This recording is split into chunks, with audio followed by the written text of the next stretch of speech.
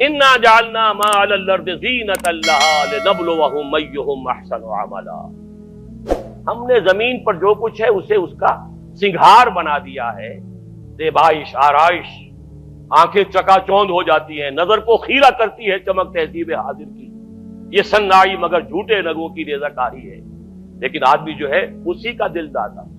لنبلوہم ایہم احسن عملا، دیکھنا چاہتے ہیں اسی عروس ہزار داماد کے زلف کے گراگیر بن کر رہ جاتے ہو یا ہم سے محبت کرتے ہو۔ رخ روشن کے آگے شمع رکھ کر وہ یہ کہتے ہیں ادھر جاتا ہے دیکھیں یا ادھر پروانہ آتا ہے، یہی امتحان ہے، ہمیں چاہتے ہو یا دنیا کو چاہتے ہو۔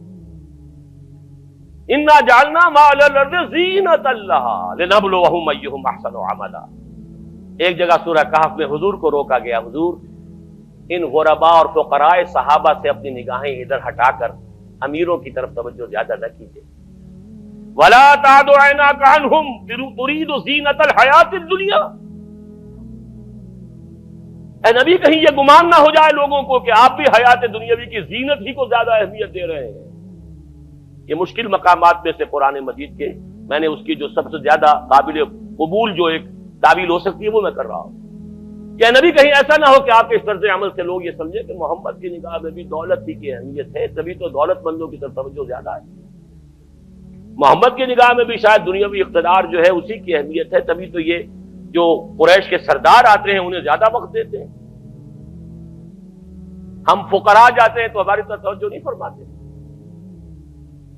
وَلَا تَعْدُ عَيْنَاكَ عَنْهُمْ تُرِيدُ زِينَةَ الْحَيَاةِ وَاصْبِرْ نَفْسَكَ مَعَ الَّذِينَ يَدْعُونَ رَبَّهُم بِالْغَدَاةِ وَالْعَشِيِّ يُرِيدُونَ وَجْهَهُ۔ اے نبی اپنے ان ساتھیوں کی صحبت کے اندر آپ رکے رہیے، انہیں زیادہ وقت دیجیے جو صبح و شام اپنے رب کو پکارتے ہیں، اس کی رحمت کے امیدوار ہیں۔ وَلَا تَعْدُ عَيْنَاكَ عَنْهُمْ، ان سے نگاہیں ہٹا کر ان دولت مندوں اور سرداروں کی طرف متوجہ نہ ہو۔ تُرِيدُ زِينَةَ الْحَيَاةِ الدُّنْيَا۔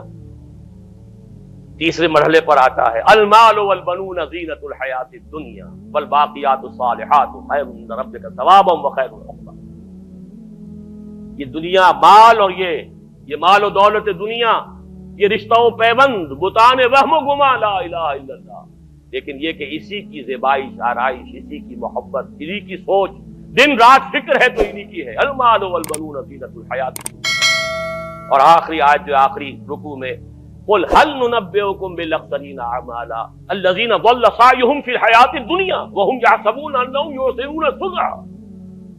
سب سے زیادہ گھاٹے اور خسارے میں رہنے والے کون ہیں نبی؟ ہم آپ کو بتائیں؟